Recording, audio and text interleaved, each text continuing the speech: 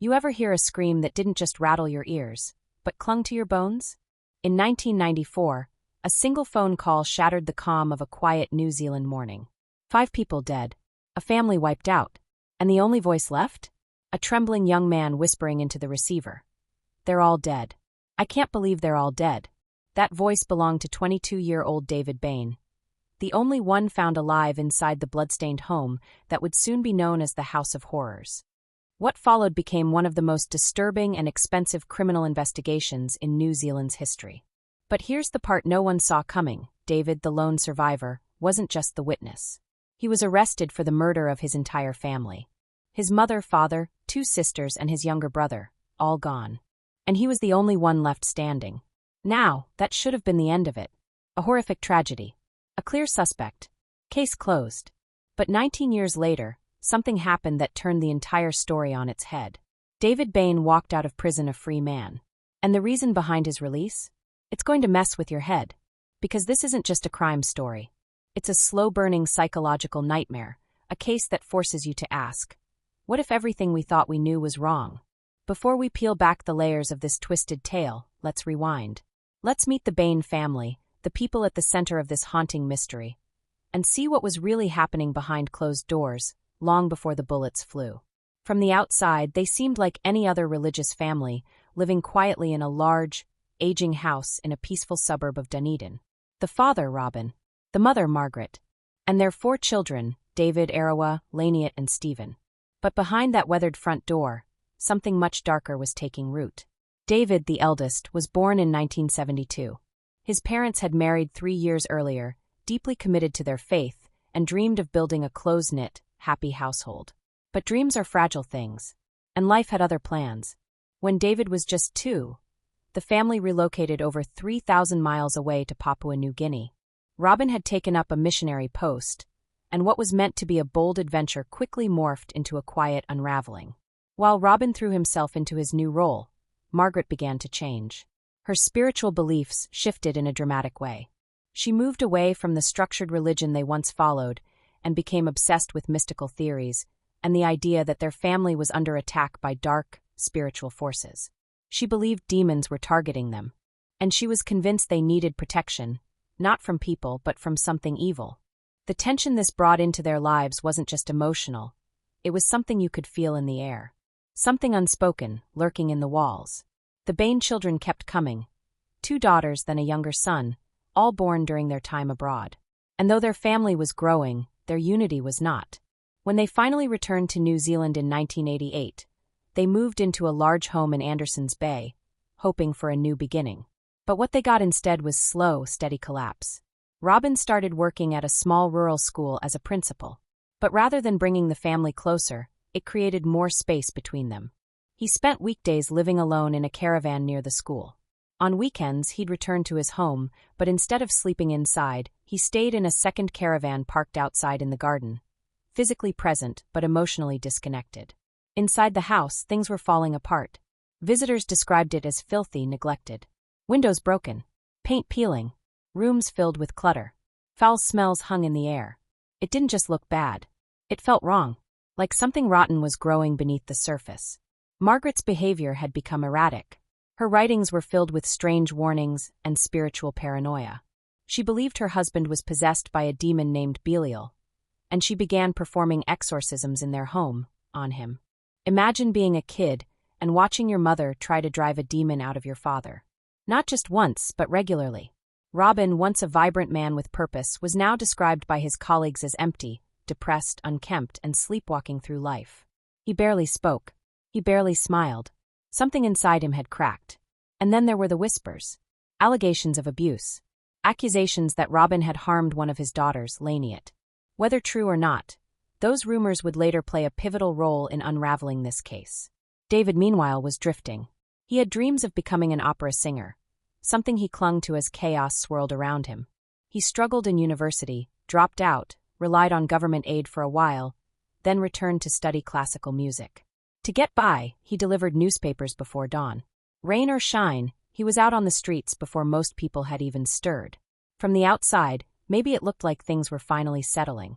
But that couldn't have been further from the truth. Because by 1994, the Bain family wasn't just fractured. They were spiraling towards something unthinkable. And it all came crashing down on one bitter winter morning in June. June 20th, 1994. A Monday that started like any other, until everything changed. At exactly 7:09 a.m., emergency dispatchers in Dunedin received a call that would shake the country to its core. On the other end of the line was David Bain, his voice trembling, cracking with disbelief. "They're all dead. I can't believe they're all dead." He gave the address, every street. His family's home. The dispatcher tried to stay calm, but there was panic in David's words. His mother, his father, his sisters, his younger brother. Gone. All of them. When first responders arrived, they were met with chaos and carnage. The inside of the house was a disaster. It had always been messy, but now it was something much worse. A murder scene. 5 people shot dead in different rooms. And the one person left alive, David. His mother, Margaret, was found in her bed, shot in the head. Arawa, one of his sisters, was also found in her room, killed execution style. Laniet, the youngest daughter, was discovered with multiple gunshot wounds, including one through her cheek. Stephen, the youngest of the siblings, appeared to have fought back. There were signs of a struggle, blood, overturned furniture, and defensive wounds. He didn't go quietly. Robin, the father, was found slumped on the floor of the lounge, a bullet wound in his head. Next to him lay the family's .22 rifle. And sitting on the computer screen was a single sentence typed out. "Sorry, you are the only one who deserved to stay." A message. A chilling one. At first glance, it looked like a murder-suicide. Maybe Robin had finally snapped, taken out his entire family before turning the gun on himself. That note certainly hinted at something like that. But it didn't take long for that theory to fall apart. The forensic team noticed something strange right away. The angle of the gunshot wound in Robin's head. It didn't make sense for a suicide. It was awkward, too steep. The kind of angle someone else might have inflicted. Then there was the fact that the gun had been wiped down. No fingerprints. Not even Robin's. If he had fired that weapon and killed himself, where were his prints? Even weirder, there was no blood on his hands, no gunpowder residue, no spatter on his clothes. He looked too clean. And suddenly the question flipped. What if Robin wasn't the killer at all? What if the real question wasn't why he did it, but who really did? That's when all eyes turned to David. Police started picking apart his story, and almost immediately the cracks started showing. He said he'd gotten up early that morning, around 5 a.m., like he always did for his newspaper route. According to him, he finished delivering papers by 6:42 a.m. A neighbor even saw him coming back around that time. So far, so good. But here's the kicker. David didn't call emergency services until 7:09. That's nearly 30 minutes after he supposedly walked back into the house. What was he doing for those 27 minutes? When asked, David said he just froze. Zoned out. Couldn't process what he'd seen. Understandable, maybe, for a moment or two. But nearly half an hour? Investigators weren't buying it. Then came the physical evidence. David had injuries, scratches, bruises on his knees and forehead. He couldn't really explain how he got them. They looked fresh. Almost like he'd been in a fight. Maybe with Stephen? And then, the most damning detail yet, the rifle. It was his. Not Robin's. David was the only person in the house who knew where the key to unlock the trigger lock was hidden. That little fact sent alarm bells ringing. Forensics dug even deeper. The computer with the eerie message? It had been turned on at 6:44 a.m., just 2 minutes after David supposedly got home. Coincidence? Or did he come home and immediately stage the scene? Within 4 days of the murders, police felt they had enough. David Bain was arrested, charged with 5 counts of murder, and New Zealand lost its collective breath. But this was only the beginning. Almost exactly 1 year after the killings, the courtroom doors opened, and David Bain stepped inside to face judgment for one of the worst crimes in the country's history. The public was glued to every headline, every update. People weren't just curious, they were obsessed. Was he a grieving son? Or a cold-blooded killer? Prosecutors wasted no time painting a picture. One that chilled everyone in the room. They claimed David had woken up at 5 a.m., as usual. But instead of heading straight out on his paper route, he'd slipped on a pair of white opera gloves. Not because it was cold, but to avoid leaving fingerprints. He then took the family rifle, unlocked with the hidden key only he knew about, and began his deadly spree. According to their version, he moved methodically from room to room, shooting his mother, his sisters, and then his brother Stephen, who didn't go quietly. Stephen fought back, And that fight may have been what left David with bruises on his forehead and knees and caused one of his glasses lenses to fall out, later found in Stephen's room. With 4 family members dead, prosecutors said David left the house at 5:45 to deliver newspapers, like nothing had happened. Then, when he returned, he switched on the computer at 6:44, typed the eerie note, waited for his father Robin to come inside from the garden caravan, and ambushed him at close range. After that, he staged the scene to make it look like Robin had been the killer. And only then, at 7:09, did he make the panicked call for help. The evidence seemed to support this timeline. The bloodstained clothing, the missing glasses lens, the absence of Robin's prints on the gun, the bruises, the exact timing of the computer being turned on, and the fact that David was the only one who knew how to unlock the rifle. The prosecution also floated a possible motive: money. His parents had a significant amount saved for a new house. With them gone, it would all go to him. But David's defense told a radically different story. According to them, David was innocent. He had gone about his morning routine like any other day. Woke up early, delivered the papers, came back home and found a nightmare waiting for him. His family dead, his father lifeless, the message on the computer already typed. In shock, he froze for 20 minutes, unable to process what he'd walked into. His team proposed an alternate theory, one that would echo for years to come: that Robin Bain had been the real killer, that he had murdered his own family before taking his own life.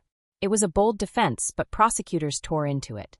They reminded the jury that David himself admitted he was the only person who knew where the key to the gun's lock was hidden, that his injuries weren't consistent with anything other than a violent struggle, that his story simply didn't account for the nearly 30-minute delay in calling for help, and that the timeline made no sense unless he was home at the time the killings occurred.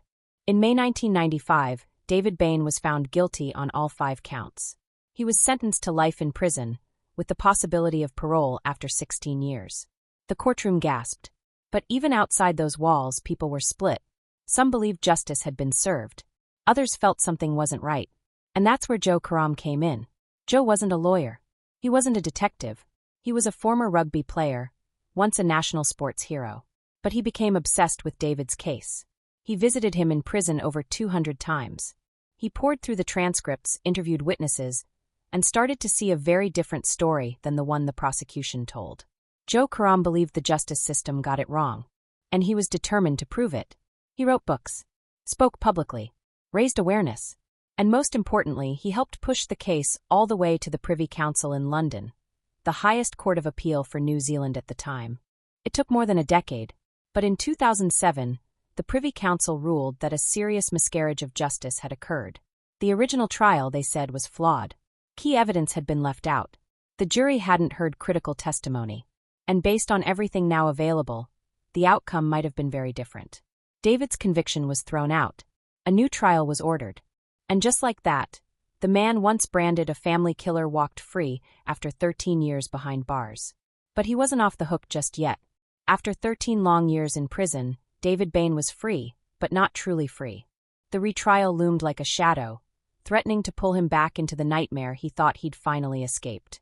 He moved in with Joe Karam, the man who had championed his innocence for over a decade. For a while, David tried to live a quiet life. But everyone knew this was temporary. He was still a man accused of murdering his entire family. And now, he'd have to fight all over again to prove he didn't do it. In March of 2009, the retrial began. Same charges. Same horrifying crime. But this time, the defense had something they didn't have before: more evidence, stronger witnesses, and serious doubts about the first trial. They brought up Robin's mental health. He'd become deeply depressed, isolated, paranoid. He wasn't sleeping. He wasn't functioning. He was, by many accounts, spiraling. And there was more disturbing behavior at his school. Staff had reported he published violent, twisted stories written by students. One of them even described a fictional family massacre. That wasn't fiction anymore. But the biggest bombshell came from a young man named Dean Cottle, a friend of Laniet, David's sister. Dean claimed that just days before the murders, Laniet told him something shocking. She was planning to reveal that her father Robin had been abusing her. She was going to confront him, and the whole family, with the truth. That detail, if true, changed everything. The defense argued that this secret could have pushed Robin over the edge. That he wasn't just depressed, he was desperate. Desperate to protect his reputation. Desperate to silence the truth. And maybe in his mind there was only one way out. During the first trial, Dean's testimony was blocked. The judge had ruled it unreliable. But now, with the Privy Council's backing, it became central to the case. The prosecution still stood firm. They stuck to their original timeline. The injuries, the glasses, the bloody clothing, the missing 27 minutes. They insisted David had the motive, the opportunity, and the access to the weapon. They reminded the jury that David gave permission to burn down the family home, destroying the only crime scene that could have provided more answers. But after 3 months of grueling testimony, cross-examinations, and emotional turmoil, the jury returned a verdict. Not guilty. Just like that, David Bain was officially a free man. Some people cried with relief. Others were furious. The country was divided, maybe more than ever. The case had become a national obsession, with everyone clinging to their own version of the truth. But the law had spoken. David had spent 13 years locked away. Now he had to start over. After the not guilty verdict, David Bain didn't celebrate. He vanished from the public eye, slipping quietly into a world that had moved on without him. 13 years behind bars had changed him. And while the courts had set him free, the shadow of what happened on that cold June morning would never truly fade. He moved to Auckland, found work, started a relationship, eventually married, had a child. He even changed his name, trying to build a life away from the whispers, the stares, and the weight of a last name now etched in crime history. But the story wasn't quite over. David wanted compensation. After all, he'd lost over a decade of his life. And the case hadn't just been long, it had been brutal, both financially and emotionally. Joe Karam, the former rugby star who had defended David for years, had personally spent over $500,000 chasing the truth. In 2010, David filed for compensation. But this wasn't simple. Because technically, he wasn't declared innocent, he was found not guilty. And those two outcomes aren't the same. To make things fair, the government brought in retired judges from overseas to examine the case independently. Their report was clear. The original trial had been deeply flawed. A miscarriage of justice had absolutely occurred. They recommended a compensation payout. But the process dragged on: red tape, politics, public outcry. Some people still believed David was guilty and argued he didn't deserve a single cent. Others saw him as a man wrongfully imprisoned, robbed of his youth. The debate raged on for 6 years. Finally, in 2016, the New Zealand government awarded David Bain $925,000. Not the millions his legal team had hoped for, but enough, perhaps, to close the door on one of the most expensive and emotionally draining criminal sagas in the nation's history. And yet, the questions haven't stopped. Robin Bain's fingerprints weren't on the gun. No gunpowder residue on his hands. No blood on his clothes. The forensic angle of his head wound seemed wrong for suicide. But David had no solid alibi.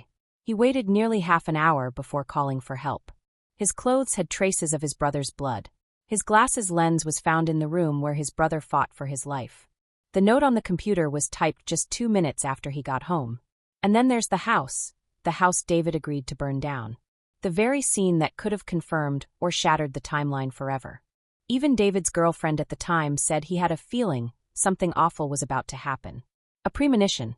Or maybe something else. Then again, what about the stories Robin let kids publish in the school newsletter? Or the shell casings found in his caravan? Or the testimony from Laniet's friend that Robin had abused her, and she was ready to expose him? This case is a spiral. Every time you think you've landed on the truth, something new spins you in the opposite direction. There are enough signs pointing to Robin to make you doubt David. And enough pointing to David to make you doubt Robin. No clear answers. No satisfying resolution. Just 5 bodies. A charred house. And 2 men, one dead, one free. Forever linked in a mystery that refuses to let go. So what do you think? Was David Bain wrongfully accused? Or did the justice system let a killer walk free? Let's talk about it. Drop your thoughts in the comments below. Because this is one of those cases where your opinion might just change someone else's. If you made it this far, thanks for watching. And if you're into real-life mysteries that mess with your head, check out the next video. It might just keep you up tonight. Don't forget to like, subscribe, and share this story with someone who loves true crime as much as you do.